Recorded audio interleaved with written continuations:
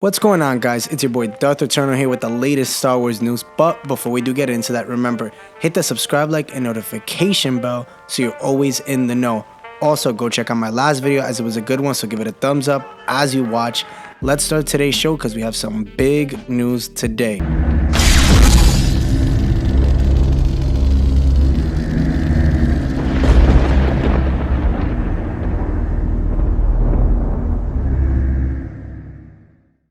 Welcome back to the Eternal Sith Network. So today we're going to be talking about the Kenobi series and the finale. We saw everything that happened and we're going to talk about how it ends with Reva, right? So we know her ending as surviving her tragic arc, which is the right decision for her character. At least that's what I feel like, and we're going to get into it. Now, when introduced, she was as an Inquisitor, Reva, right?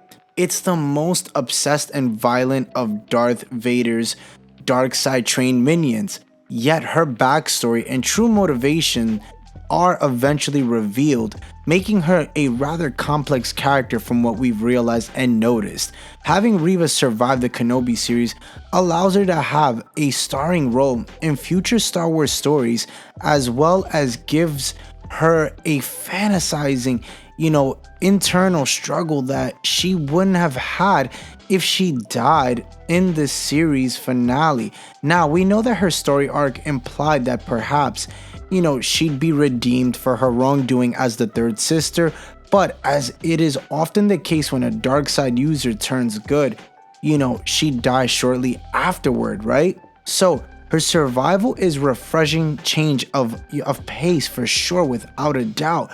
Reva's tragic backstory as a Jedi Purge survivor and a revenge-driven Inquisitor hell-bent on killing Darth Vader makes her a morally gray character, right? And we get into the whole, gray Jedi thing. Despite her rejection of the dark side at the end of the Kenobi series, Reva is now free to start in her own, stories and struggle with the guilt of her actions as the third sister and perhaps lingering temptation from the dark side of the Force. And her new status allows her to live through the original trilogy Star Wars stories era without causing any real continuity issues, if you really think about it. Now, Reva was never truly a Jedi. Let's definitely establish that. As she'd only been a youngling when Order 66 was happening and went into play, and she's no longer an Inquisitor either. Ben Kenobi is correct that she is free of the dark side for now, but she's also free to live on her own terms as well. While Reva's brutal and malicious ways seem to have come to an end, it seems unlikely that she'll join a faction like the actual rebellion, especially as an enemy of the Empire who would likely be seen as a dangerous liability and thus a priority target. In all likelihood, Reva will start a new life as basically a safe distance from the Empire's influence for sure. And as infiltrated a Force user, Reva no longer counts as a surviving Jedi, nor does she have to die by the events, like I said, of the original trilogy or A New Hope, shall I say. Reva is free to appear throughout the original trilogy era and continue her characterization as she works to continue her redemption story.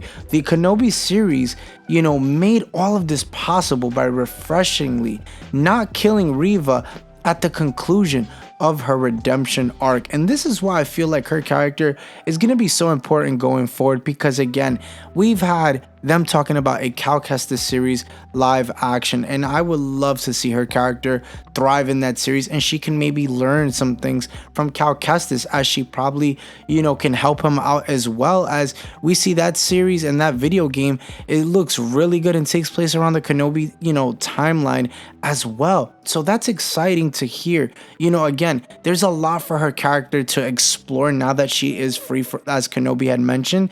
And comment down below, what would you want to see out of her character if you enjoyed her character, and if you didn't, still comment down below what's something you would want to see going forward from her character. If you could write it and if you can change her story, what do you want to see going forward? I know for me, I would love to learn more about her. I would love to see what she's doing now after the Kenobi series.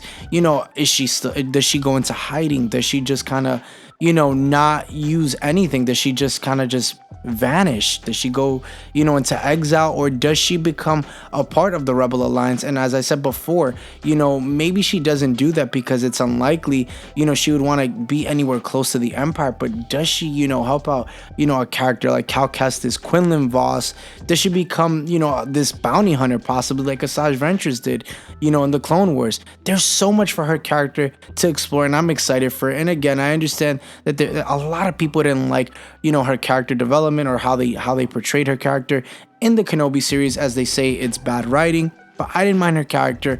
I actually really enjoyed it because I wouldn't want to watch a show where it's just simply all Kenobi and all Vader. I want to see other characters get introduced. It's a big galaxy, guys. I think it's nice when you get new characters. Now I get it. If it wasn't done to your, tasting or liking, it's all good. But guess what? There's room for improvement, and now we're no longer touching the Kenobi series. Now she's free to do whatever she wants and can have her own story in a spin-off or any show. But anyway, guys, comment down below. Let me know what you thought about this news. Hit the subscribe, like, and notification bell so you're always in the know, and stay tuned as I'll have another video out tomorrow. Later, guys.